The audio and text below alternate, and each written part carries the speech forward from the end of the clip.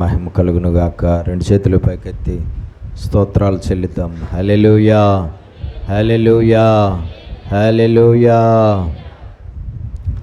దేవుని వాక్యాన్ని మనము ధ్యానించుకుందాం. దావీదు జీవితంలో ఆయన దేవునికి విరోధంగా కొన్ని పాపములు చేసిన సమయంలో దేవుని భయంకరమైన తీర్పులు ఆయన మీదకి రావడం మనం చూసాం. దేవుని శిక్షలు ఆయనకు దేవుడు తెలియపరచడం, ఆ శిక్షలు ఆయన జీవితకాలంలో ఆయన అనుభవించడం అనేది మనం చూస్తున్నాం. చూడండి, శిక్షలు ఒక్కొక్కసారి మన పాపాలను బట్టి దేవుడి దగ్గర నుంచి మనకు శిక్షలు వస్తాయి. ఆ శిక్షలు ఒక్కసారి వచ్చి ఆగిపోవడం అనేది కూడా జరగదు. ఆ శిక్షలు ఇప్పుడు దావీదు జీవితంలో ఒక శిక్ష ఒకసారి వచ్చి అయిపోలేదు. దావీదు జీవితంలో 4 శిక్షలు 4 సార్లు వేరువేరు సమయాల్లో వచ్చాయి. కానీ 4 సార్లు 4 శిక్షలు వచ్చిన ఒకే పాపాన్ని బట్టి రావడం అనేది జరిగింది కదండి. బెత్షెబాతో పాపము సైనించడము, ఆమె భార్యను చంపించడం అనే పాపాన్ని బట్టి అతనికి 4 శిక్షలు రావడం అనేది జరిగింది. 4 శిక్షలు ఒకేసారి అనుభవించేసి అయిపోయినాయా? లేదు. 4 శిక్షల్లో ఒక శిక్ష ఒకసారి వచ్చింది, ఇంకో శిక్ష ఇంకోసారి వచ్చింది, 3వ శిక్ష ఇంకోసారి వచ్చింది, 4వ శిక్ష ఇంకోసారి వచ్చింది. కానీ చేసిన పాపాలు మాత్రం ఒకసారి జరిగినవే. కాబట్టి మన జీవితంలో మన పాపాలకు ఒక్క శిక్షే వచ్చి ఆగిపోతుందని అనుకోవద్దు. ఒక్కసారి ఆ శిక్ష మనం అనుభవించేసిన తర్వాత ఇంక మరలా మనకి ఇంక ఏ శిక్ష లేదు అని కూడా అనుకోవద్దు. ఒక్కొక్కసారి మనం చేసిన ఒక పాపానికి కానీ మనం చేసిన పాపాలకు కొన్ని ఎక్కువ శిక్షలు కూడా రావడం అనేది జరుగుతుంది. ఒక్కొక్కసారి మనం చేసిన పాపాలకు చాలాసార్లే ఆ శిక్షలు వేరువేరు శిక్షలు చాలా వేరువేరు సమయాల్లో కూడా మనము అనుభవించవలసి వస్తుంది. దేవునికి మహిమ కలుగును గాక. కాబట్టి అతని జీవితంలో అతను చేసిన పాపములకు మరి ఏమాత్రము కూడా దేవుడు అతన్ని విడిచిపెట్టలేదు. కానీ చాలా మంచి భక్తుడు అని విడిచిపెట్టలేదు, చాలా గొప్ప పరిశుద్ధాత్మ అభిషేకం కలిగిన వాడు అని విడిచిపెట్టలేదు, నా హృదయానుసారుడుగా ఉన్నాడు కదా అని కూడా విడిచిపెట్టలేదు. కానీ అతడు చేసిన పాపాలకు ఇంకా అతనికి రెట్టింపు శిక్ష, 2 పాపాలు చేస్తే 4 శిక్షలు విధించడం అనేది జరిగింది. దేవునికి బాగా ఇష్టలుగా ఉన్న వారికి దేవుడిచ్చే డబల్ ఆఫర్ ఏంటంటే, ఒక పాపం చేస్తే 2 శిక్షలు విధిస్తాడు, 2 పాపాలు చేస్తే 4 శిక్షలు విధిస్తాడు, 4 పాపాలు చేస్తే 8 శిక్షలు విధిస్తాడు. కాబట్టి బాగా ఇష్టలుగా ఉన్నటువంటి వారికి అయితే రెట్టింపు శిక్షలు వస్తాయి ఖచ్చితంగా. ఎందుకంటే అంత ఇష్టలుగా ఉండి కూడా దేవునికి విరోధంగా పాపము చేస్తావన్న కోపంతో రెట్టింపు శిక్షలు పంపిస్తాడు దేవుడు. చాలా జాగ్రత్తగా ఉండవలసిన అవసరము ఉన్నది మన జీవితాల్లో. కాబట్టి మనం తెలుసుకోవలసినటువంటి విషయం ఏంటంటే, అతడు శిక్షలు అనుభవిస్తూనే ఉన్నాడు. వేరువేరు సమయాల్లో వేరువేరు రూపాలుగా దేవుడు ముందుగానే చెప్పిన శిక్షలు అమలు అవుతూ ఉన్నాయి. అయితే ఈ మధ్యలో దేవుని ఆశీర్వాదం కూడా అమలవుతూనే ఉంది, దేవుడి దీవెన కూడా అమలవుతూనే ఉంది, దేవుడు కృప కూడా అనుభవిస్తూనే ఉన్నాడు, దేవుని కార్యాలు కూడా జరుగుతూనే ఉన్నాయి, అతని ప్రార్థనలు దేవుడు వింటూనే ఉన్నాడు. అతడికి దేవుడు గొప్పగా తన యొక్క కార్యాలను కూడా చేస్తూనే వచ్చాడు. శిక్షలే, కార్యాలే, ఆశీర్వాదాలే, దీవెనలే, శిక్షలే. ఆశీర్వాదాలు వచ్చాయి కాబట్టి శిక్ష పోతుందంటే కుదరదు. దేవుని దీవెన వచ్చింది కాబట్టి శిక్షలు పోతాయంటే కుదరదు. లేదంటే శిక్ష ఉంది కాబట్టి ఆశీర్వాదం ఉండదా అంటే అది కూడా లేదు. శిక్ష అనుభవించవలసిన సమయంలో శిక్ష అనుభవించాలి, ఆశీర్వాదం అనుభవించాల్సిన సమయంలో ఆశీర్వాదం కూడా అనుభవించడం అనేది జరుగుతూ ఉంటుంది. చాలామంది ఇక్కడే కన్ఫ్యూజ్ అవుతూ ఉంటారు క్రైస్తవులు. మధ్యలో ఆశీర్వాదాలు, మధ్యలో దీవెనలు, మధ్యలో కార్యాలు జరిగేటప్పటికి దేవుడు పూర్తిగా నాకు క్షమాపణ ఇచ్చేశాడు, దేవుడు కనికరం నాకు పూర్తిగా దొరికేసింది, నేను ఎప్పుడో చేసిన పాపాన్ని బట్టి ఇంకా దేవుడు నాకు విధించిన శిక్ష అయిపోయింది, ఇంకా నాకు మళ్ళా శిక్ష రాదు, లేదంటే నన్ను దేవుడు ఆశీర్వదిస్తున్నాడు కాబట్టి, దీవిస్తున్నాడు కాబట్టి నేను ఎప్పుడో చేసిన పాపానికి ఇంకా నేను శిక్ష అనుభవించవలసిన అవసరం లేదు, ఇలా కూడా అనుకుంటూ ఉంటారు. ఆశీర్వాదాలు, దీవెనలు, కార్యాలు మధ్య మధ్యలో దేవుడు ద్వారా వారికి జరుగుతూ ఉండడాన్ని వారు చూసినప్పుడు మంచి జరుగుతుంది కాబట్టి ఇంకా ఎప్పుడో చేసిన పాపానికి ఏదైతే చెడు ఒక శిక్షగా దేవుడి దగ్గర నుంచి అనుమతించబడిందో అది ఇంకా జరగదు, ఆ శిక్ష ఇంకా రాదు, ఆ శిక్ష ఇంకా పోయింది, ఆ శిక్ష ఇంకా నాకు లేదు, దేవుడు ఆ శిక్షను తీసివేసాడు అని కూడా మధ్య మధ్యలో జరిగే కార్యాలను బట్టి క్రైస్తవులు అలాగా అనుకుంటూ ఉంటారు. కానీ అది కూడా నిజము కాదు. ఖచ్చితంగా ఆ పాపానికి నీకు శిక్ష ఏదైతే దేవుడు విధించాడో అది ఎప్పుడెప్పుడైతే ఏ రూపాలుగా అయితే నువ్వు అనుభవించాలన్నది దేవుని చిత్తంలో ఉందో ఆయా సమయాలకి నువ్వు ఎంత మంచి ప్రార్థనాపరుడుగా ఉన్నా, ఎంత మంచి భక్తుడిగా ఉన్నా, ఎంత గొప్ప విశ్వాసిగా కొనసాగుతూ ఉన్నా, ఎంత మంచి దేవుడికి చాలా సమీపంగా నువ్వు కొనసాగుతూ ఉన్నా ఆ పాపానికి రావాల్సిన శిక్ష ఎప్పుడెప్పుడు రావాలో అప్పుడు ఖచ్చితంగా ఆ మనిషికి వచ్చి తీరుతుంది. ఖచ్చితంగా ఆ మనిషి ఆయా సమయాల్లో ఆ పాపానికి రావాల్సిన శిక్షను అనుభవించవలసిందే. ఎవ్వరూ కూడా తప్పించుకోవడం అనేది జరిగే పని కానే కాదు అన్న సంగతి మనం తెలుసుకోవాలి. దావీదు జీవితంలో మనం చూస్తే 24వ అధ్యాయం 2వ సమూయేలు గ్రంథం 24వ అధ్యాయం 1వ వచనం ఒకసారి చదువుదాం.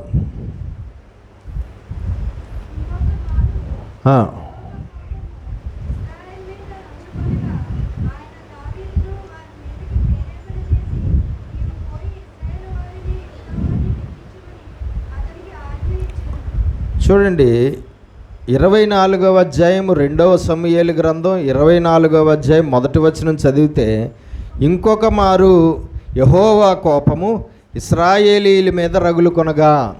ఏంటండి ఇంకొక మారు అని ఉందంటే అంతకు ముందు కూడా చాలాసార్లే ఇశ్రాయేలీయుల మీద దేవుని కోపం రగులుకున్నది అని మనకు అర్థమవుతుంది. దేవుని పిల్లల మీద దేవుడి కోపం రగులుకుంటుంది అంటే ఖచ్చితంగా దేవుని పిల్లల మీద దేవునికి కోపము రగులుకుంటుంది. దేవుని పిల్లలు కాబట్టి వాళ్ళ మీద దేవుడికి కోపం రాదు అని ఎప్పుడూ అనుకోవద్దు. దేవుని పిల్లలు కాబట్టి దేవుడు వారి మీద ఏం చేసినా కోపగించుకోడు అని అనుకోవద్దు. దేవుని పిల్లలం కాబట్టే ఖచ్చితంగా మనం తప్పు చేసినప్పుడల్లా దేవుడి కోపం రగులుకుంటుంది మన మీద. మనం పాపం చేసినప్పుడల్లా దేవుని కోపం మన మీద రగులుకుంటుంది ఖచ్చితంగా. కాబట్టి ఇశ్రాయేలీయుల మీద అంతకుముందే చాలాసార్లు దేవుడి కోపం రగులుకు ఉన్నది. ఎందుకంటే వారు దేవుని పిల్లలయ్యుండి దేవునికి విరోధంగా చేసే పాపాలను బట్టి చాలాసార్లే దేవుని కోపం వారి మీద రగులుకోవడం అనేది జరిగింది. ఇంకా ఆ కోపం పూర్తిగా పూర్తి అవ్వలేదు, ఇంకా ఆ కోపం కంటిన్యూ అవుతుంది.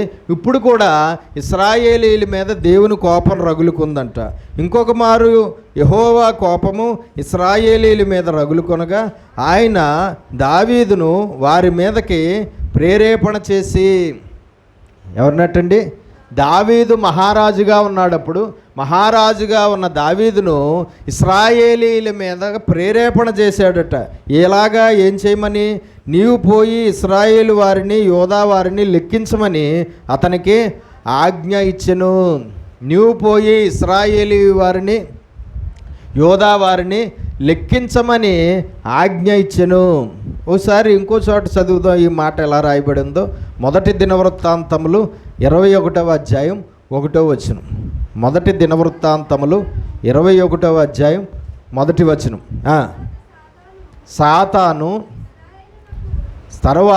సాతాను ఇశ్రాయేలీయులకు విరోధముగా లేచి ఇశ్రాయేలీయులను లెక్కించుటకు దావీదును ప్రేరేపింపగా. దేవునికి స్తోత్రం. సాతాను ఇశ్రాయేలీయులను యోధావారిని లెక్కించమని సాతాను దావీదును ప్రేరేపించిందంట. ఇప్పుడు ఇక్కడ మనం చదివితే నీవు పోయి ఇశ్రాయేలు వారిని యోధావారిని లెక్కించమని అతనికి ఆజ్ఞ ఇచ్చెను అని రాయబడింది సమూయేలు గ్రంథంలో. అంటే అక్కడ ఏం జరిగింది? ఇశ్రాయేలీయుల మీద, యోధావారి మీద దేవుని కోపం రగులుకుంది. వారి పాపాలను బట్టి దేవుడు కోపం వారి మీద రగులుకు ఉన్నది. అయితే వారి పాపానికి శిక్ష అనుభవించాలి అన్నది దేవుని చిత్తంలో ఉంది. అయితే అప్పుడు సాతానుడికి దేవుడు ఆజ్ఞాపించాడు, ఇదిగో నువ్వు వెళ్ళి మహారాజుగా ఉన్న దావీదును ప్రేరేపించు. ఏం చేయమని ప్రేరేపించు? ఇశ్రాయేలీయుల్ని, యూదుల్ని లెక్క పెట్టమని ప్రేరేపించు. జనాభా అందరూ ఎవరైతే ఉన్నారో, ఇశ్రాయేలీలు, యూదులు ఎవరైతే ఉన్నారో వారి అందరినీ దావీదు లెక్క పెట్టేలాగా అతని హృదయాన్ని ప్రేరేపించు అని సాతానుడికి ఆజ్ఞ ఇవ్వడం అనేది జరిగింది దేవుడు. అప్పుడు సాతాను వచ్చి దావీదును ప్రేరేపించాడు. ఏమని? దావీదు హృదయాన్ని ప్రేరేపించాడు. ఏమని? ఇశ్రాయేలీల్ని, యూదుల్ని లెక్క పెట్టాలి, నా రాజ్యంలో ఉన్న 12 గోత్రాల ప్రజలందరినీ కూడా లెక్క పెట్టాలి అన్నటువంటి ఆలోచన వచ్చేలాగా దావీదును సాతానుడు దేవుని ఆజ్ఞ చొప్పున ప్రేరేపించడం అనేది జరిగింది. అప్పుడు అతడు యోవాబును పిలిచి, ఇదిగో మొత్తం 12 గోత్రాల ప్రజలందరినీ లెక్కపెట్టు అని అక్కడ ఆజ్ఞ ఇవ్వడం అనేది జరిగింది. చదవండి ఒకసారి 2వ వచనం నుంచి 24వ అధ్యాయం.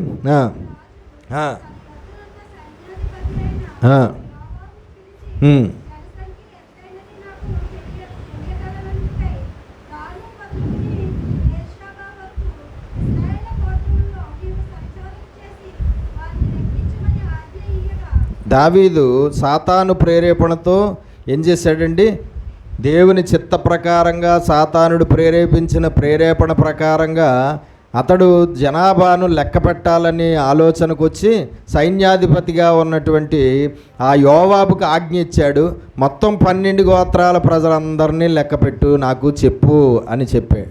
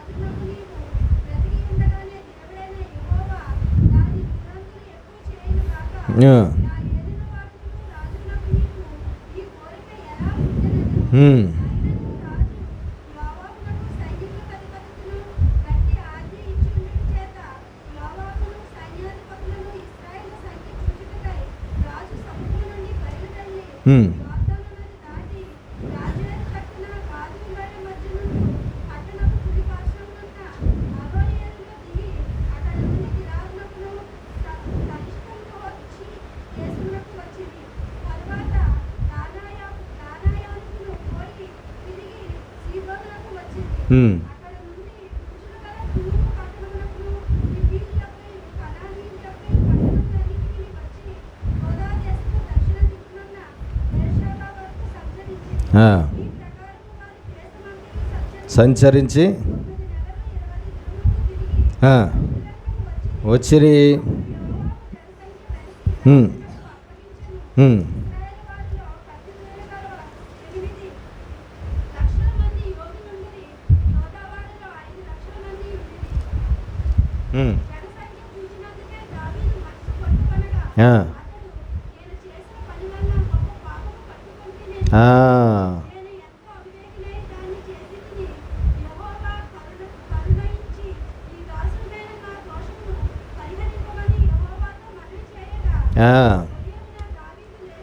చూడండి, ఇక్కడ సిచ్యువేషన్ మనకు అర్థమవుతుందా? ఏమర్థమైంది మీకు? చదివిన దాంట్లో మీకు ఏమర్థమైంది చెప్పండి ఒకసారి. జనసంఖ్య, దావీదు పాపము. అది ఎవరు చేయించారు? దేవుడే చేయించాడు. ఆ పాపం చేశాడు దావీదు, కానీ తన అంతర్ధానం చేశాడా? అతను లెక్క పెట్టేలాగా నువ్వు అతన్ని ప్రేరేపించని సాతానుకు ఆజ్ఞ ఇచ్చాడు. సాతానుడు దేవుడు ఆజ్ఞ ప్రకారంగా వచ్చి దావీదుని ప్రేరేపించాడు. దావీదు ప్రేరేపించబడి, సాతాను చేత ప్రేరేపించబడి జనాభా అంతటిని లెక్కబెట్టాడు. ఇప్పుడు ఆ విధంగా జనాభా అంతటిని లెక్కబెట్టడం దేవుని దృష్టికి పాపమయ్యింది.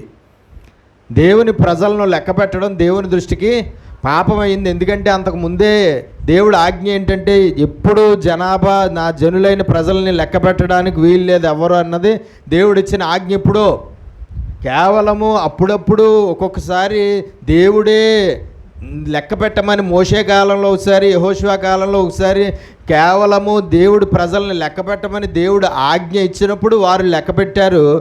అంతకు ముందే చెప్పాడు, దేవుని ప్రజలను ఎప్పుడూ కూడా ఎవరూ లెక్క పెట్టకూడదు. దేవుని సైన్యము, దేవుని జనాభా ఎంతమంది అయితే ఉన్నారో వారిని ఎవ్వరూ కూడా, ఎంత గొప్ప రాజులైనా సరే, ఎంత గొప్ప యాజకులైనా సరే, ఎంత గొప్పవారైనా సరే వారిని లెక్క పెట్టకూడదు అన్నది దేవుని ఇచ్చిన ఆజ్ఞ. ఎవరిచ్చిన ఆజ్ఞ? దేవుడిచ్చిన ఆజ్ఞ. అయితే ఒకవేళ ఆ విధంగా ఎవరైనా లెక్క పెడితే అదేమవుతుంది? పాపం అవుతుంది. అది మా రాజులు చేసిన పాపమే, యాజకులు చేసిన పాపమే, ఎవరు చేసినా సరే అది ఏంటి? పాపమే అవుతుంది. కాబట్టి ఆ పాపము ఖచ్చితంగా ఒక శిక్షను తెచ్చి పెడుతుంది. దేవునికి స్తోత్రం కలుగునుగా. అయితే ఇప్పుడు ఇశ్రాయేలీల మీద కోపం రగులుకుంది. ఇశ్రాయేలీలను దేవుడు శిక్షించాలని అనుకున్నాడు. ఇశ్రాయేలీలను దేవుడు శిక్షించడం కోసం దేవుడు దావీదు చేత ఒక పాపము చేయించాడు. ఇశ్రాయేలీల్ని శిక్షించడం కోసం దేవుడు దావీదు ఒక పాపం చేసేలాగా సాతానుడికి ఆజ్ఞ ఇవ్వడం అనేది జరిగింది. సాతానుడు దేవుని ఆజ్ఞతో దావీదుని ప్రేరేపించడం జరిగింది. దావీదు సాతాను ప్రేరేపణతో ప్రేరేపించబడి జనాభాను లెక్క పెట్టడం జరిగింది. జనాభాను లెక్క పెట్టడం అనేది దేవుని దృష్టికి పాపము అయ్యింది. ఆ పాపాన్ని బట్టి రావలసిన శిక్షను దేవుని ప్రజలైన ఇశ్రాయేలీలైనటువంటి 12 గోత్రాల వారి మీదకి దేవుడు పంపించడం అనేది జరిగింది. అయితే సాతాను ప్రేరేపణతో లెక్క పెట్టేయమన్నాడు. కానీ తర్వాత నేను జనాభాను లెక్కపెట్టి నేను పాపము చేశాను. దేవునికి స్తోత్రం కలుగునుగా. ఒక్కొక్కసారి ఒక ఇంట్లో ఒక మనిషిని దేవుడు అతని పాపాన్ని బట్టి శిక్షించాలని అనుకుంటే ఆ ఇంట్లో వేరే మనిషిని దేవుడు ప్రేరేపించి ఆ మనిషి చేత పాపము చేయించి ఆ పాపానికి శిక్షగా ఈ మనిషిని దేవుడు శిక్షించడం అనేది కూడా జరుగుతుంది. అది ఆ మనిషి తనంతట తానుగా చేసిన పాపము కాదు. నిన్ను శిక్షించడం కోసం దేవుడే ఆ మనిషి చేత ఒక పాపము జరిగించి ఆ పాపం చేత ఆ పాపానికి రావాల్సిన శిక్ష నీకు విధించడం అనేది జరుగుతుంది అన్న సంగతి మనం తెలుసుకోవాల్సిన అవసరం ఉన్నది. ఇక్కడ ఏమంటున్నాడు దావీదు? జనసంఖ్య చూచునందుకై కొట్టుకొనగా నేను చాలా పెద్ద పాపం చేశాను, జనాభాను లెక్కపెట్టి నేను చాలా పెద్ద పాపం చేశానని అతడు గుండెలు బాదుకుంటున్నాడు. ఎంతో అవివేకిగా నేను ప్రవర్తించి నేను ఆ పాపము చేశాను అంటున్నాడు.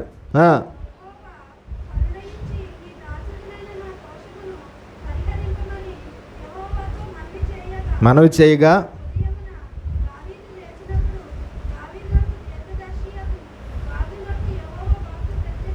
దావీదు చేసిన పాపాన్ని బట్టి ఏ శిక్ష రాబోతుందో ఆ శిక్షను తెలియపరచడం కోసం ఎవరొచ్చారు?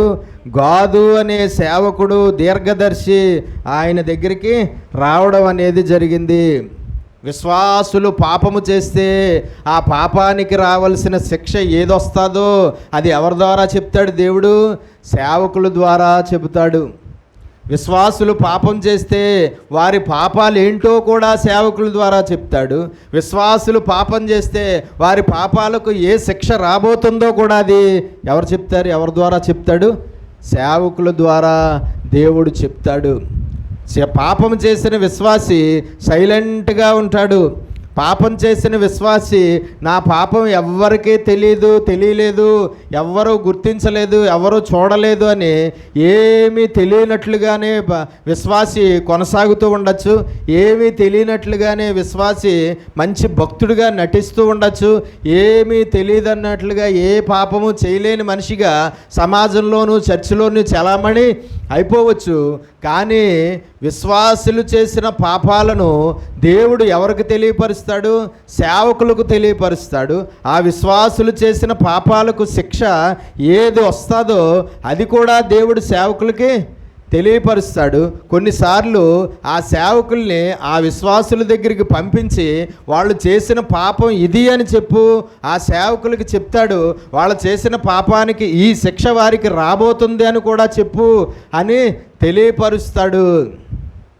దేవునికి స్తోత్రం కలుగునుగా.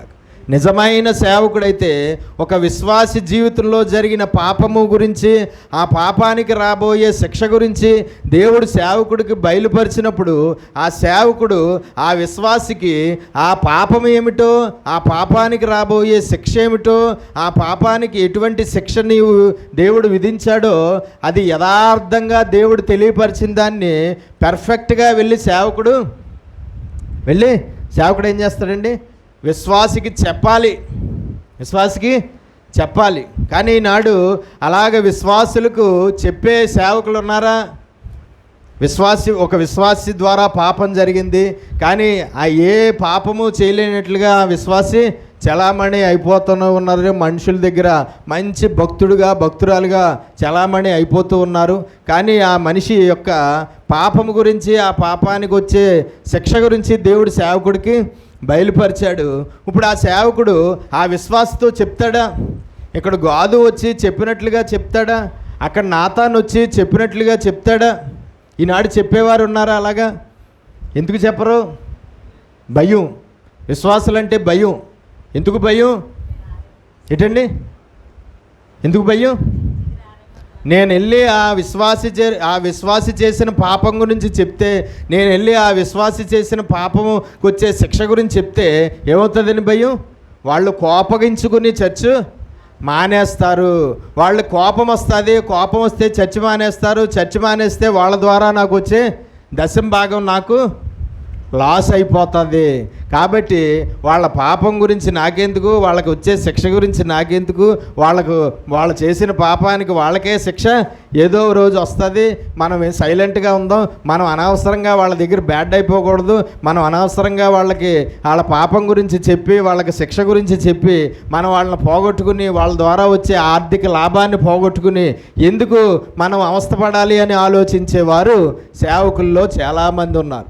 ఇటువంటి సేవకులందరూ ఎవరు సంబంధులుగా ఉన్నారు? సాతాను సంబంధులుగా ఉన్నారు. ఇటువంటి సేవకుల్లో ఏ ఆత్మ పనిచేస్తుంది? దురాత్మ పని చేయుచున్నది.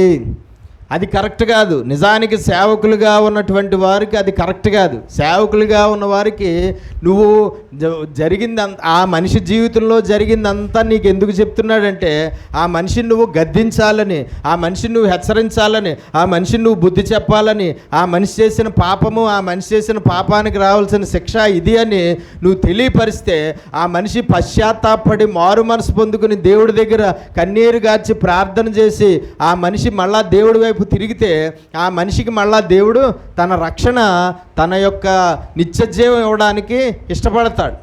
ఆ మనిషిలో ఆ మార్పు కోసమే నీకు ఆ మనిషిలో రహస్యంగా జరిగిన పాపాన్ని నీకు తెలియపరిచాడు. కానీ ఈ మనిషి దేవుడి చిత్తాన్ని నెరవేరుస్తున్నాడు. అక్కడ ఈ సేవకుడు దేవుని చిత్తాన్ని నెరవేరుస్తున్నాడు. ఆ మనిషి పట్ల ఏ చిత్తమైతే ఉందో, ఏది జరగాలని నీకు చెప్పాడో అది జరుగుతుందా? నువ్వు చెప్పలేదు. నీకు చెప్పాడు కానీ నువ్వు ఆ విశ్వాసికి చెప్పలేదు. ఆ విశ్వాసికి మారు మనసు రాదు. ఆ విశ్వాసి ఆ పాపం ఎవరికీ తెలియలేదన్నట్లుగా ఆ పాపం ముసుగులోనే కొనసాగుతూ ఉన్నాడు. ఆ విశ్వాసికి ఇంకా భయం రాలేదు. ఆ విశ్వాసికి నేను చేసిన పాపం దేవుడికి తెలిసిపోయింది, సేవకుడికి దేవుడు తెలియపరిచేశాడు అన్న భయం రాలేదు. భయం రాలేనప్పుడు ఆ విశ్వాసి మారు మనసు పొందాలని అనుకోడు. మారు మనసు పొందలేనప్పుడు పశ్చాత్తాపం రాదు. పశ్చాత్తాపం రానప్పుడు ఆ పాపానికి ఏ శిక్ష అయితే ఉందో ఆ శిక్ష అనుభవించాలి. ఆ పాపానికి రావాల్సిన మరణ శిక్ష, నరక శిక్ష ఆ మనిషి అనుభవించవలసి వస్తుంది. అప్పుడు దేవుడు లెక్క అడుగుతాడు. ఏమయ్యా సేవకుడా, ఏమయ్యా పాస్టరు, నీకేం చెప్పాను? ఫలానా విశ్వాసి గురించి నేను నీకు తెలియపరిచాను కదా, ఫలానా విశ్వాసి జీవితంలో జరిగిన పాపం గురించి నీకు చూపించాను కదా, ఆ మనిషి జీవితంలో చేసిన పాపం ఇది అని బయలుపరిచాను కదా, ఆ మనిషి జీవితంలో జరిగిన పాపాన్ని బట్టి ఈ శిక్ష రాబోతుంది అని కూడా నీకు చెప్పాను కదా, ఆ పాపం వల్ల వచ్చే శిక్షలు ఇవి అని ఆ మనిషికి నిన్ను తెలియపరచమన్నాను కదా, హెచ్చరించమన్నాను కదా, గద్దించమన్నాను కదా. ఆ మనిషి మారు మనసు పొందేలాగా ఆ మనిషిని నేను తెలియపరిచిన దాన్ని బట్టి నువ్వు హెచ్చరించాలి కదా అని దేవుడు లెక్క అడిగితే ఏం చెప్తాడు సేవకుడు? ప్రభువా, నా దశంభాగం పోతుందని, ఆ కుటుంబం అంతా చర్చ మానేస్తారని నేను చెప్పలేదు ప్రభువా అంటే ఏం చేస్తాడు? అప్పుడు అవునా, పోన్లే బాబు పేద పాస్టరు కదా, అందుకని నీ దశంభాగం పోయిందంటే మళ్ళీ నీ కుటుంబం ఆ పోషణ చాలా కష్టం అవుతుంది, అందుకు నువ్వు నీ ఇంటి వారు వెళ్ళి నరకంలో ఇంక మీరు కష్టపడద్దు, భూమి మీద దశంభాగాలు పోగొట్టుకుని ఆర్థిక ఇబ్బందులు అనుభవించి కష్టపడద్దు, నువ్వు నీ ఇంటి వారు వెళ్ళి నరకంలో యాగండి అని చెప్పి మొత్తం అందరినీ దోసేస్తాడు నరకానికి. కాబట్టి మనం తెలుసుకోవాల్సింది ఎట్టి పరిస్థితుల్లోనూ అది కరెక్ట్ కాదు.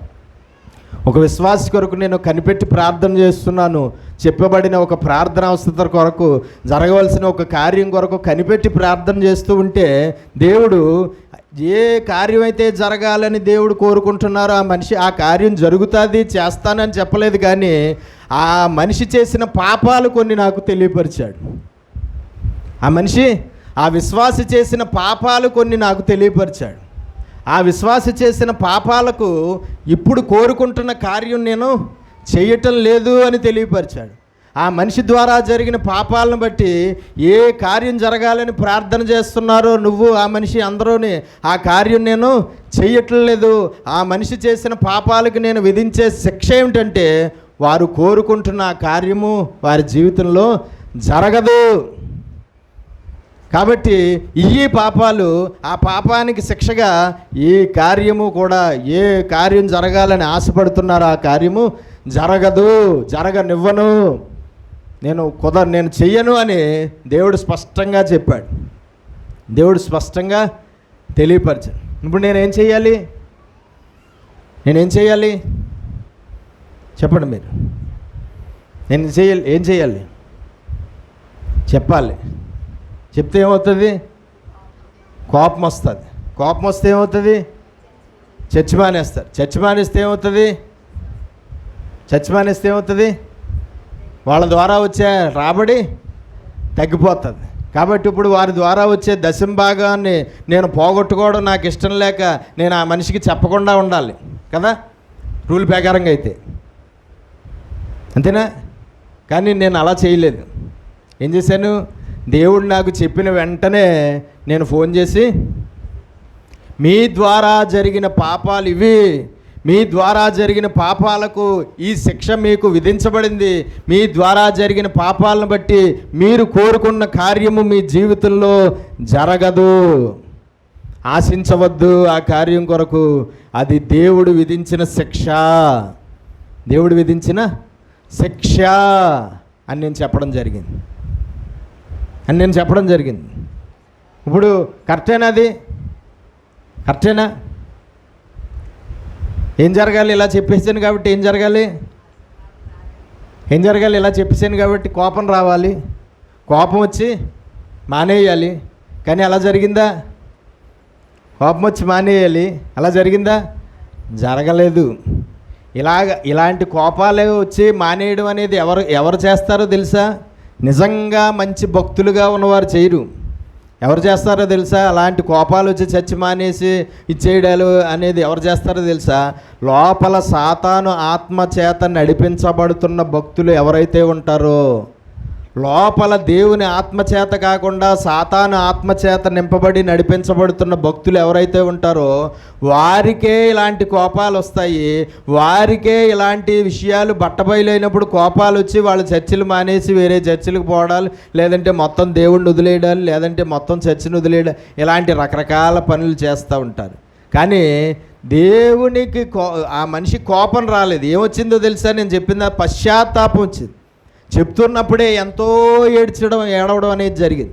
నేను మాట్లాడుతుండగానే ఎంతో ఏడవడం అనేది జరిగింది. జరిగిన పాపాలు నా ద్వారా జరిగాయి అని ఒప్పుకోవడం జరిగింది. తెలుసా? బెబెబెబే నాకేం తెలియదండి, మీరు చెప్పిందంతా అబద్ధం అండి అనేవారు ఎవరో తెలుసా? సాతాను సంబంధం. కానీ మీరు చెప్పింది నిజమే, ఆ పాపాలు నా ద్వారా జరిగాయి, నన్ను క్షమించండి. నేను కాదు నిన్ను క్షమించవలసి, పైవాడు. క్షమాపణ అడగవలసింది నన్ను కాదు, పైవాడి. ఈ పాపాలు నా ద్వారా జరిగాయండి. నిజమే. ఇప్పుడు ఏం చేయాలి? నేను పాస్టర్ గారు చెప్పండి, నేను ఏం చేయాలి? ఇప్పుడు ఏం చేయాలి? దావీదులాగా ప్రార్థన చెయ్యాలి. నాతానుకు తెలియపరిచాడు. నాతాను వచ్చి చెప్పాడు. చెప్పినప్పుడు మారు మనసు వచ్చింది. మారు మనసు వచ్చి ఏం చేశాడు? ప్రార్థన చేశాడు.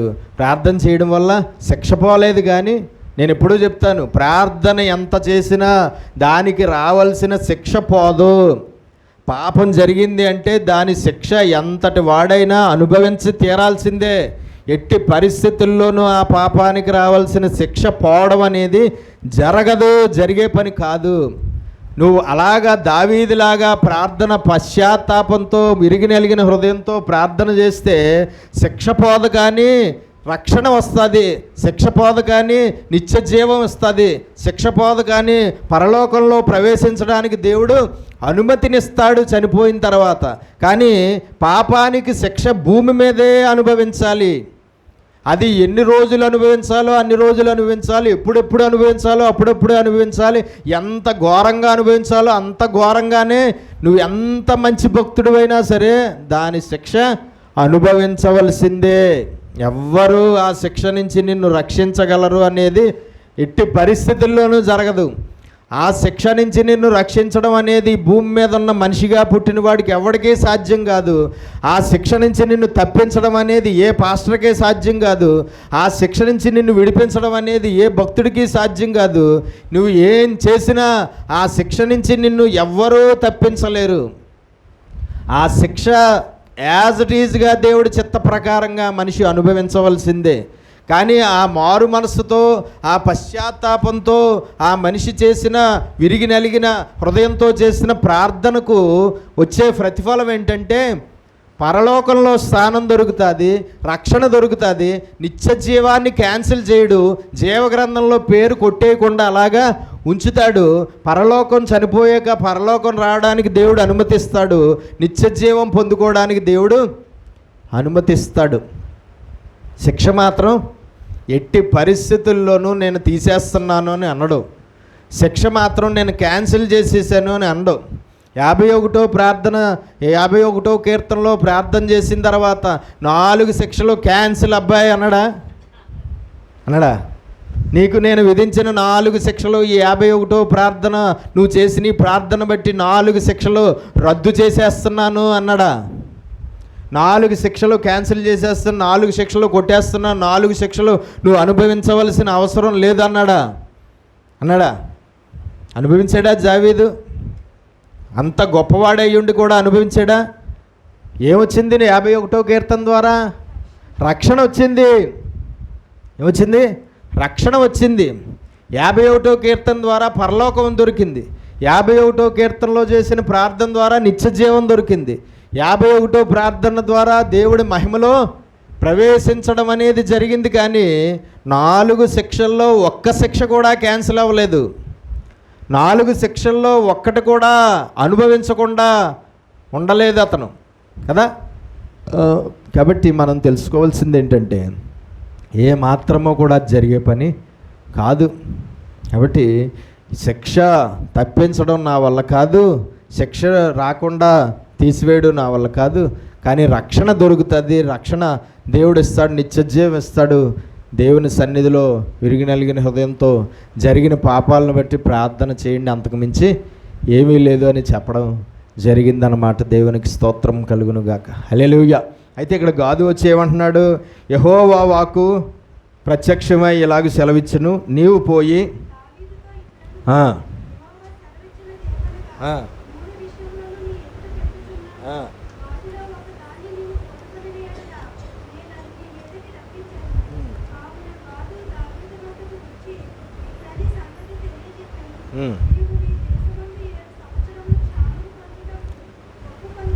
దావీదు చేసిన పాపానికి దేవుడు విధించే శిక్షలు ఏమిటో అక్కడ చెప్తున్నాడు.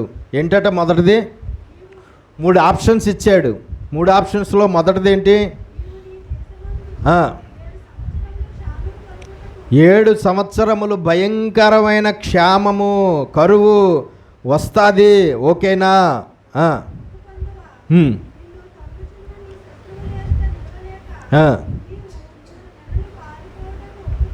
శత్రువుల ఎదుట నిలవలేక నువ్వు 3 నెలలు పారిపోవాలి రాజ్యాన్ని విడిచిపెట్టి.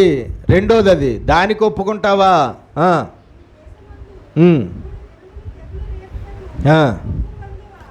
లేదంటే మూడో శిక్ష ఏంటి? 3 రోజుల పాటు ఏంటి? 3 రోజుల పాటు దేశంలో ఏంటి వస్తుంది? తెగులు వస్తుంది. దానికి ఒప్పుకుంటావా? దేవుడు ఎంత మంచి దేవుడు అండి. శిక్షల్లో కూడా ఆప్షన్స్ ఇచ్చాడు. ఏంటండి, శిక్షల్లో కూడా ఆప్షన్స్ ఇచ్చాడు. చూసారా ఎంత మంచి దేవుడు. 3 శిక్షలు 3 ఆప్షన్స్ ఇచ్చాడు. అది దావీదు ఇష్టమే. ఏంటట? మొదటిదేంటి? 7 సంవత్సరములు భయంకరమైన కరువు దేశంలో ప్రజలందరూ అనుభవించాలి. రెండోది, 3 నెలల పాటు శత్రువుల దాడి తట్టుకోలేక దావీదు రాజ్యాన్ని విడిచిపెట్టి పారిపోవాలి. రెండోది. మూడోది, 3 రోజుల పాటు దేశం అంతటా ప్రజలు తెగులు అనుభవించాలి. ఏది నీకు ఇష్టమో కోరుకో. ఏ శిక్ష విధించమంటావో కోరుకో. నువ్వు చేసిన పాపాన్ని బట్టి ఈ శిక్షల్లో ఏదో ఒక శిక్ష ఇశ్రాయేలీయులు అనుభవించవలసిందే. ఎట్టి పరిస్థితుల్లోనూ నేను ఒప్పుకోను.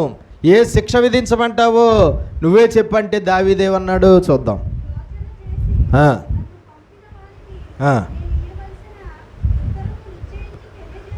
పాస్టర్ గారు అంటున్నారు, గాదు గారు నువ్వే ఆలోచించుకుని నువ్వు చెప్పయ్యా. నన్ను నీ దగ్గరికి పంపిన దేవుడికి నేను ఏం చెప్పాలో నువ్వు చెప్పు. నువ్వు ఈ సెక్షన్లో ఏ సెక్షన్ నువ్వు ఎన్నుకున్నావో నువ్వు చెప్పు.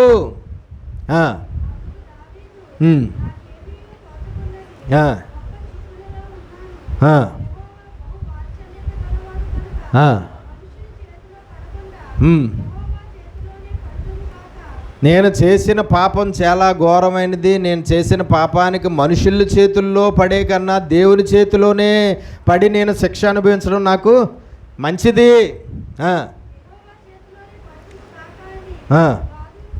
గాదుతో పాస్టర్ గారు వద్దండి, మళ్ళా 51వ కీర్తన చేసేస్తాను, నేను మొదలెట్టేస్తాను, ఏ శిక్ష వద్దన్నాడా?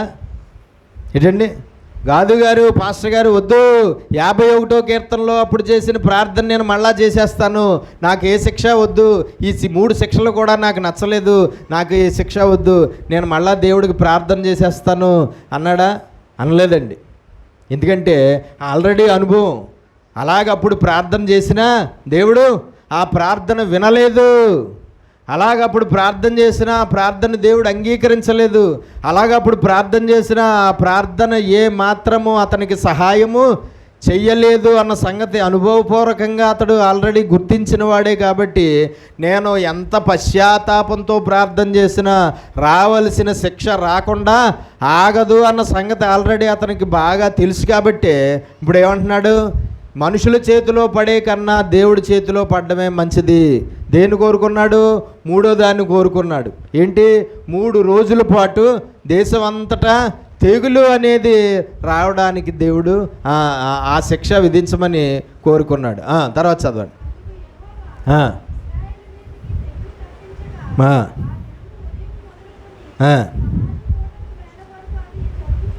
ఆ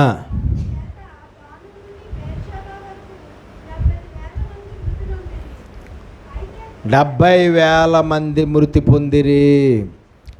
ఇశ్రాయేలీలు పాపము చేస్తే, ఇశ్రాయేలీల మీద కోపం రగులుకుంటే వారికి శిక్ష పంపించడం కోసం 70,000 మందిని దేవుడు ఆనాడు హతము చేయడం అనేది జరిగింది.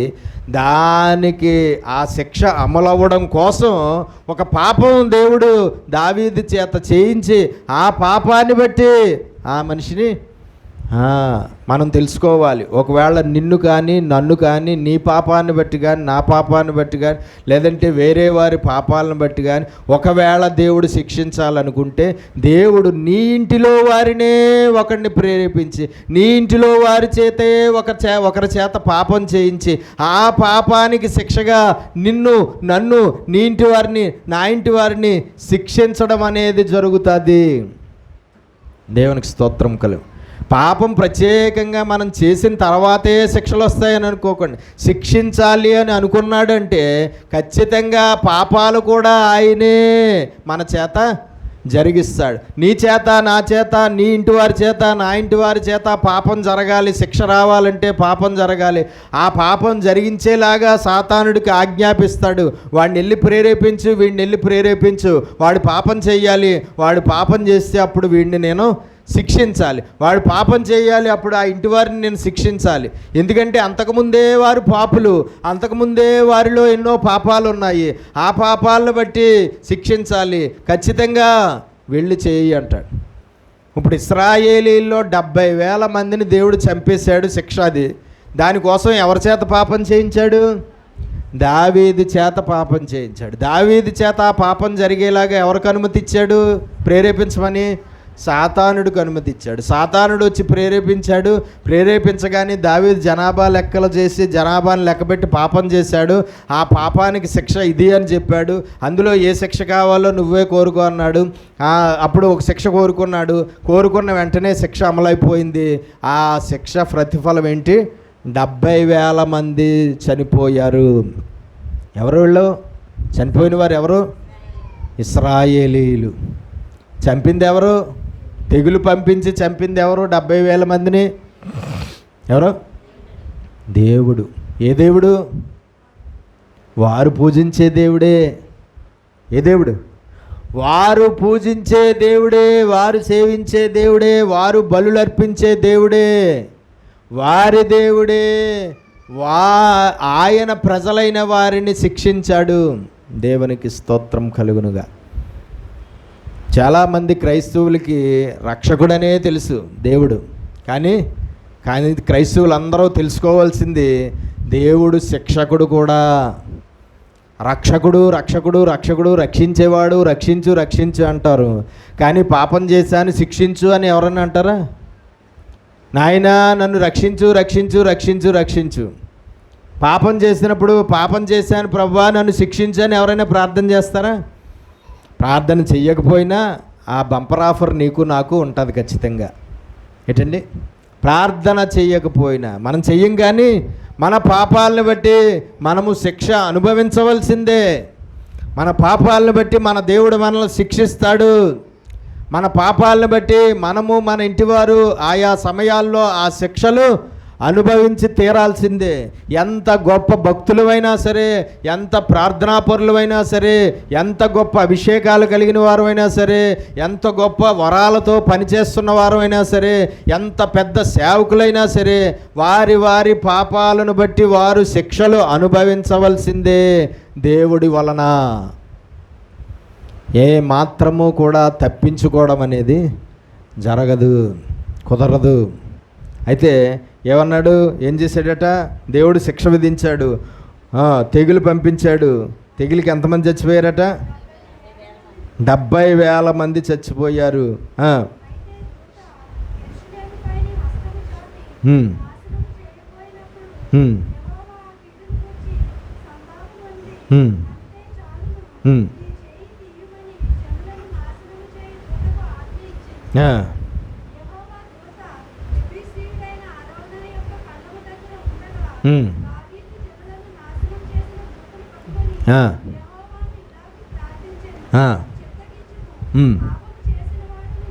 దావీదు ప్రార్థన చేస్తాడు, ప్రభువా పాపం చేసిన వాడిని నేను, జనాభాను లెక్కపెట్టి పాపం చేసింది నేను, నన్ను శిక్షించు కావాలంటే. నేను వీరు ఏం చేశారు? ఈ ప్రజలు ఏం చేశారు? ప్రభువా పాపం చేసింది నేను కదా, నన్ను నా తండ్రి ఇంటి వారిని శిక్షించు నేను చేసిన పాపాన్ని బట్టి.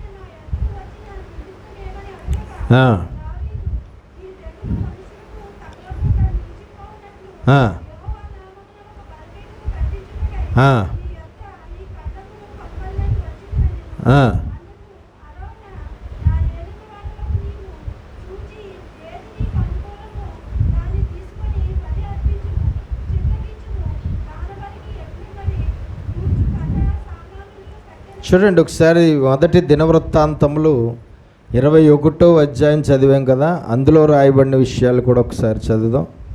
మొదటి దినవృత్తాంతములు 21వ అధ్యాయం మొదటి నుంచి.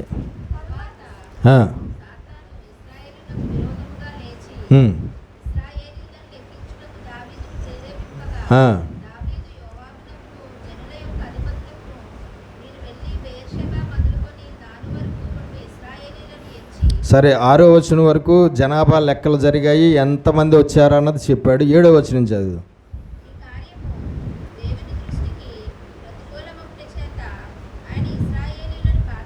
దావీదు దేవుని ప్రజలైన ఇశ్రాయేలీయులను లెక్క పెట్టడము దేవుని దృష్టికి ఏమైందంట? ప్రతికూలమైనది. దేవుని దృష్టికి అది ప్రతికూలమైనదిగా ఉన్నది. దేవుని దృష్టికి అది పాపముగా ఉన్నది. దేవుని దృష్టికి అది ఎలా ఉంది? పాపంగా ఉన్నది.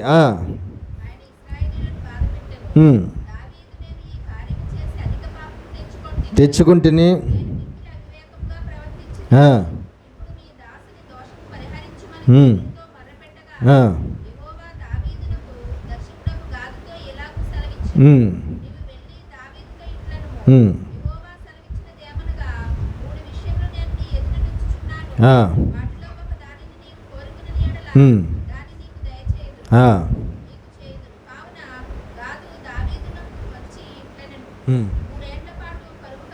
మూడేళ్ల పాటు కరువు కలుగుట, 3 నెలల పాటు నీ శత్రువులు నశించిపోవుట, యెహోవా తెగులు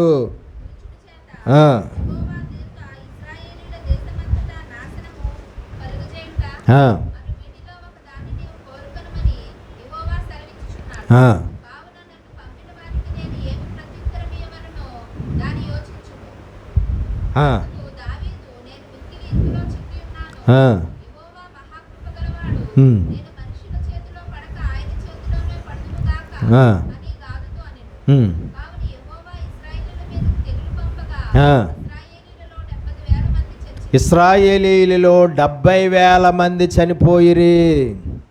ఇశ్రాయేలీయుల్లో 70,000 మంది చనిపోయిరి. వారు పాపానికి దేవుడి దగ్గర నుంచి వచ్చిన ప్రతిఫలం ఏంటి? 70,000 మంది మరణము. ఇశ్రాయేలీల పాపానికి దేవుడి దగ్గర నుంచి వచ్చిన ప్రతిఫలం ఏంటంటే, ఆ దావీదు మహారాజుగా ఉన్న కాలంలో ఒకానొక సమయంలో ఇశ్రాయేలీల పాపానికి దేవుడి దగ్గర నుంచి వచ్చిన ప్రతిఫలం ఏంటి? 70,000 మంది మరణము. ఎంతండి? 70,000 మంది మరణము.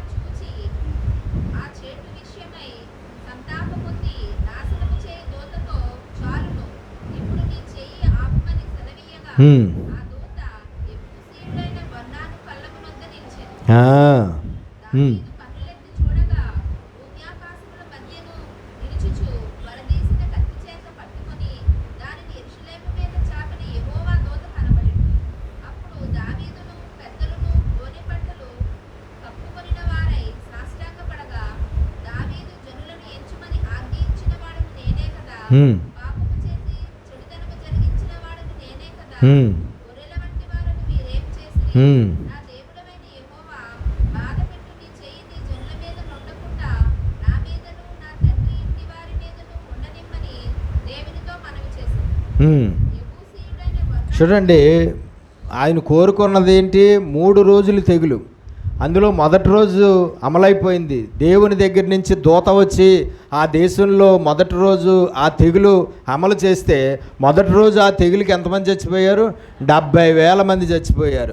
దేవుడికి చాలా సంతాపం కలిగింది. 70,000 మంది దేవుని ప్రజలు చచ్చిపోయేటప్పటికి ఇంకా అంతటికి ఆయనకే వచ్చింది. నేను మిగతా 2 రోజులు శిక్ష నేను అమలు చేయకూడదు. వాళ్ళు చేసిన పాపానికి 70,000 మంది ఒకే రోజు చచ్చిపోయారు. ఇంకా నేను శిక్షించకూడదు అని తానంతట తానే అనుకున్నాడు. తనంతట తానే అనుకుని ఇంకా శిక్ష ఆపేయమని ఆ శిక్షను అమలు చేస్తున్న దూతకు ఆజ్ఞాపించాడు. అప్పుడు ఆ దూత శిక్షను అమలు చేయడం ఆపేస్తే, కానీ అప్పటికే ఎంతమంది 70,000 మంది చనిపోయారు. ఇంకా రెండో రోజు మూడో రోజు శిక్ష అమలు అవ్వలేదు. నిజానికి 3 రోజులు తెగులు అమలు అవ్వాలి. 3 రోజులకి ఒక రోజు 70,000 మంది చచ్చిపోయారంటే మిగతా 2 రోజులు ఇంకో 70. కానీ దేవుడు తనంతట తానుగా ఏం చేశాడు? సంతాపపడి ఇంకా శిక్ష అమలు చేయొద్దు అని ఆజ్ఞాపిస్తే శిక్ష అమలు చేస్తున్న దూత తెగులుని ఇంకా రన్ చేయకుండా ఆపేయడం జరిగింది. అప్పటికే 70,000 మంది చనిపోయారు. అప్పుడు ఇక్కడ ఒక బలిపీఠము కట్టమని దేవుని దూత ఆజ్ఞాపించడం అనేది జరిగింది. ఇక్కడ ఇది ప్రదేశంలో ఒక బలిపీఠము కట్టాలి అని దేవుడు ఆజ్ఞాపిస్తే అప్పుడు అక్కడ బలిపీఠం కట్టడం కోసం ఆ స్థలం ఎవరైతే ఉందో ఆ స్థలం కలిగిన యజమానుడి దగ్గరికి వెళ్ళి ఆ స్థలాన్ని కొని ఆ స్థలాన్ని దేవుడు బలిపీఠం అక్కడ కట్టి అక్కడ దేవునికి బలి అర్పించడం అనేది జరిగింది. అక్కడ దేవుడికి బలి అర్పించడం అనేది జరిగిందండి. దేవునికి మహిమ కలుగునుగాక. హల్లెలూయా. కాబట్టి పాపము చేసిన వాడు ఎవరు? ఇక్కడ దావీదు. కానీ శిక్ష అనుభవించిన వారు ఎవరు? ఇశ్రాయేల్. దావీదు పాపం చేస్తే ప్రజలు శిక్ష అనుభవించారు, కానీ ఇతడికి ఏమన్నా అయిందా? ఇతడికేమీ అవ్వలేదు. దేవునికి స్తోత్రం కలుగు. కానీ నేను కదా ప్రభువా పాపం చేసింది, వీళ్ళు ఏం చేశారు గొర్రెలు అంటోళ్ళు, ప్రభువా ఎందుకు నేను కదా, నన్ను నా తండ్రి ఇంటి వారిని శిక్షించంటే అప్పుడు వాళ్ళను శిక్షించడం కోసమే నేను రెడీ అయ్యాను, వాళ్ళను శిక్షించడం కోసమే నీ చేత పాపం జరిగేలాగా నేను సాతానుడికి అనుమతి ఇవ్వడం అనేది జరిగింది. నిన్ను శిక్షించాలనుకోవడం ముందైపోయింది, నీ శిక్షలు అయిపోయాయి. నువ్వు చేసిన పాపానికి నీకు విధించిన శిక్షలు నీకు విధించాను, అవి నేను రన్నింగ్లోనే ఉన్నాయి, అవి అనుమతి జరుగుతాయి. కానీ ఇప్పుడు నిన్ను శిక్షించాలనుకోలేదు, ఇప్పుడు నేను ప్రజలందరినీ శిక్షించాలనుకున్నాను, అందుకు నేను నీ చేత పాపము జరిగింది. అప్పుడు 70,000 మంది ఇశ్రాయేలీయులు చనిపోయారు. ఇశ్రాయేలీయులు దావీదు కాలంలో చేసిన పాపపు జీవితాన్ని బట్టి, వారు జీవిస్తున్న పాపపు జీవితాన్ని బట్టి ఆ కాలంలో 70,000 మందికి వచ్చిన ప్రతిఫలం ఏంటి? మరణము. 70,000 మంది క్రైస్తవులకు, 70,000 మంది ఇశ్రాయేలీలకు, 70,000 మంది దేవుని పిల్లలుగా ఉన్న వారికి వచ్చిన ప్రతిఫలం ఏంటండి? మరణము. దేవునికి స్తోత్రం కలుగునుగాక. హల్లెలూయా. ఆ విధంగా మరి దేవుడు శిక్షించడం అనేది జరిగింది. కాబట్టి మనం తెలుసుకోవాల్సింది ఏంటంటే, మన జీవితాల్లో మన ద్వారా జరిగే పాపాలు మనకి ఎప్పుడూ ఏ నష్టాన్ని తెచ్చిపెట్టవు అని అనుకోవద్దు. పాపము జరిగింది అంటే ఖచ్చితంగా అది నీకు నష్టాన్ని తెచ్చిపెడుతుంది, కష్టాన్ని తెచ్చిపెడుతుంది, మరణాన్ని కూడా తెచ్చిపెడుతుంది, రక్షణ లేకుండా చేస్తుంది, పరలోకం లేకుండా చేస్తుంది, లేదంటే రోగాన్ని వచ్చేలాగా చేస్తుంది, తెగులు వచ్చేలాగా చేస్తుంది, జబ్బులు వచ్చేలాగా చేస్తుంది, లేదంటే కరువు వచ్చేలాగా చేస్తుంది. పాపాల వల్ల వచ్చే ప్రతిఫలాలు చాలా రకాలుగా ఉన్నాయి. పాపాల వల్ల నష్టాలే వస్తాయి తప్ప పాపాల వల్ల ఎప్పుడూ కూడా మంచి అనేది జరగదు. మన పాపములు మనల్ని పట్టుకుంటాయి. మనము పాపము లేని పరిశుద్ధులుగా ఉండడానికి పిలువబడ్డాం. పరిశుద్ధులగుటకే మీరు పిలువబడతారని ఒక చోట ఉంటుంది, పరిశుద్ధులుగా ఉండుటకే పిలువబడతారని ఇంకో చోట ఉంటుంది. ఏంటండి? పరిశుద్ధులు అవడం కోసమే పిలువబడ్డాము. పరిశుద్ధులు అయిన తర్వాత చచ్చిపోయే వరకు పరిశుద్ధులుగా ఉండడం కోసం పిలువబడ్డాము. ఒకవేళ పరిశుద్ధులం అయ్యాము, తర్వాత పరిశుద్ధతను విడిచిపెట్టి మళ్ళా పాపులం అయ్యాము అంటే ఖచ్చితంగా మనం పాపము చేసిన వారు అయ్యాం. ఖచ్చితంగా ఆ పాపము నిన్ను పట్టుకుంటుంది, ఆ పాపం నన్ను పట్టుకుంటుంది. ఆ పాపము చేసిన మనిషిని, పాపం చేసిన మనిషి కుటుంబ సభ్యుల్ని పట్టుకోవడం అనేది జరుగుతుంది. పాపము వల్ల వచ్చే ప్రతిఫలము ఏదైతే దేవుడి దగ్గర నిర్ధారించబడిందో ఆ ప్రతిఫలము, లేదంటే ఆ ప్రతిఫలములు ఆ మనుషులు అనుభవించక తప్పదు. ఆ మనుషులు ఎంత గొప్పవారైనా, ఎంత గొప్ప క్రైస్తవులైనా, ఎంత గొప్ప భక్తులైనా వారి వారి పాపాలను బట్టి వారికి రావలసిన శిక్షలు దేవుడి చిత్తమైన సమయాల్లో, దేవుని చిత్తంలో ఉన్న శిక్షలు వారికి వస్తాయి. వారు వాటిని అనుభవించాలి. ఒక్కోసారి కొంతమంది అనుభవిస్తున్న శ్రమల నిమిత్తము వాళ్ళు తెలియపరిచినప్పుడు నేను ప్రార్థన చేస్తూ ఉంటాను. ప్రభువా, పలానా సంఘ విశ్వాసి చాలా నలిగిపోతున్నాడు, కుటుంబం చాలా నలిగిపోతూ ఉన్నారు, చాలా దారుణంగా కష్టాలు పడుతూ ఉన్నారు, చాలా బాధతో వేదనతో ఉన్నారు, తండ్రి సహాయం చేయవంటే దేవుడు ఏమంటాడంటే, వారికి ఆ కష్టం పంపింది నేనే, వారిని శ్రమ పెట్టుచున్నది నేనే, వారిని శోధనలో నడిపిస్తున్నది నేనే, వారికి ఆ రోగం పెట్టింది నేనే, వారికి ఆ కరువు పెట్టింది నేనే, వారు అనుభవిస్తున్న నలుగుడుకు కారణం నేనే. నువ్వెందుకు ప్రార్థన చేస్తున్నావు అంటాడు. నువ్వెందుకు ప్రార్థన చేస్తున్నావు? నువ్వు ప్రార్థన చేసినా నేను వినను. వారి పాపాలను బట్టి నేను వారిని శిక్షించాను, వారి పాపాలకు శిక్ష వారు అనుభవిస్తున్నారు. కాబట్టి ఇది నా దగ్గర నుంచి నా చిత్త ప్రకారంగా వచ్చిన శ్రమ. నువ్వు ప్రార్థన చెయ్యవద్దు. నువ్వు ప్రార్థన చేసినా నేను వినను. నువ్వు ప్రార్థన చేయడానికి వీల్లేదు. వారికి నిర్ణయించిన కాలము ఆ శిక్ష వారు అనుభవించవలసిందే. ఎంతకాలమైతే ఆ శిక్ష వారు అనుభవించాలని నేను దాన్ని పంపించానో అంతకాలము వారు ఆ శిక్షను అనుభవించవలసిందే.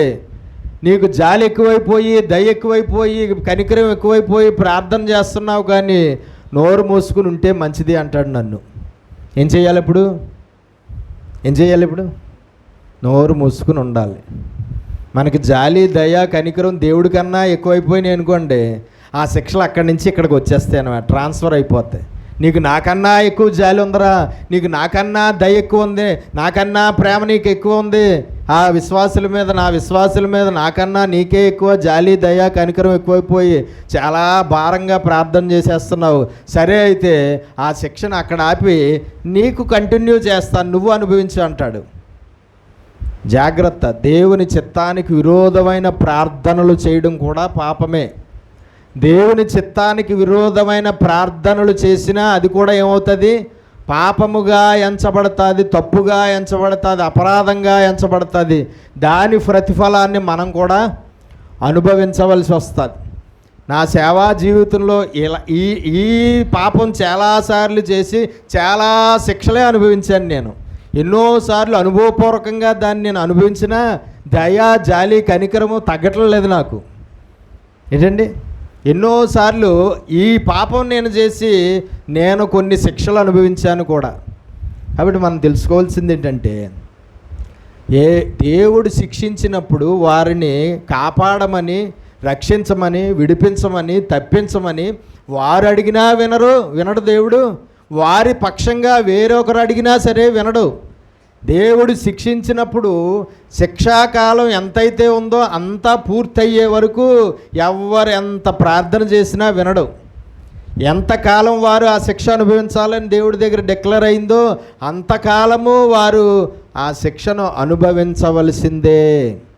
ఒకవేళ వాళ్ళు శిక్ష అనుభవిస్తున్నప్పుడు వాళ్ళ మీద దేవుడు ఇందాక సంతాపం కలిగి 2 రోజుల శిక్ష ఆయన అంతటా ఆయనే ఎలా క్యాన్సిల్ చేశాడో, వారు శిక్ష అనుభవిస్తున్నప్పుడు, వారు నలిగిపోతున్నప్పుడు, వారు బాధపడుతున్నప్పుడు దేవుడికి వారి మీద డైరెక్ట్గా కనికరం కలిగి, సంతాపం కలిగి, ఒకవేళ ఆ శిక్షను ఆయనే తనంతట తాను క్యాన్సిల్ చేస్తే క్యాన్సిల్ అవ్వాలేమో, కానీ ఆయనే తనంతట తాను సంతాపం పొంది తగ్గాలేమో, కానీ నీ ప్రార్థన వల్ల, నా ప్రార్థన వల్ల, సంఘ ప్రార్థన వల్ల, గొలుసు ప్రార్థన వల్ల, ఉపవాస ప్రార్థన వల్ల, సంపూర్ణ రాత్రి ప్రార్థన వల్ల, ఏ ప్రార్థన వల్ల పని జరగదు.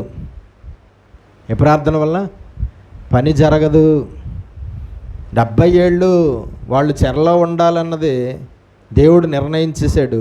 70 సంవత్సరాలు ఎంత ఉపవాసాలుండి ప్రార్థన చేసినా 70 ఏళ్ళు పూర్తయిపోయి లోపులో బయటకు వచ్చారా వాళ్ళు?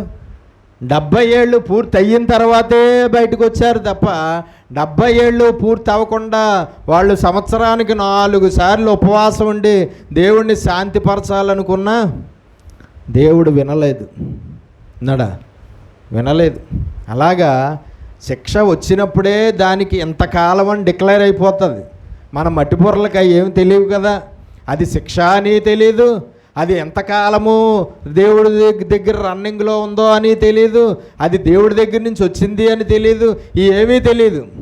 ఆశీర్వాదం వచ్చిందంటే దేవుడి దగ్గర నుంచి, శిక్ష వచ్చిందంటే సాతాను దగ్గర నుంచి. ఆశీర్వాదం వచ్చిందంటే దేవుడు, శిక్ష శోధన వచ్చిందంటే దుష్టుడి నుంచి విడిపించు, దుష్టుడి నుంచి రక్షించు, దుష్టుడి చేతుల్లో నుంచి కాపాడు, దుష్టుడిని కాల్చేయి. దుష్టుడిని కాల్చేయడం, దుష్టుడికి ఏం సంబంధం లేదు ఇందులో. దుష్టుడిని కాల్చే, దుష్టుడిని బూడిదిగా చేసే, దుష్టుడిని కాల్చే బూడిదిగా చేసే అంటే ఓ ఎర్రోడా, నీకు అది పంపించిందే నేను, దుష్టుడికి నీకు సంబంధం లేదు. దుష్టుడిని ఈ విషయంలో దుష్టుడిని కాల్చేయవలసిన అవసరం లేదు.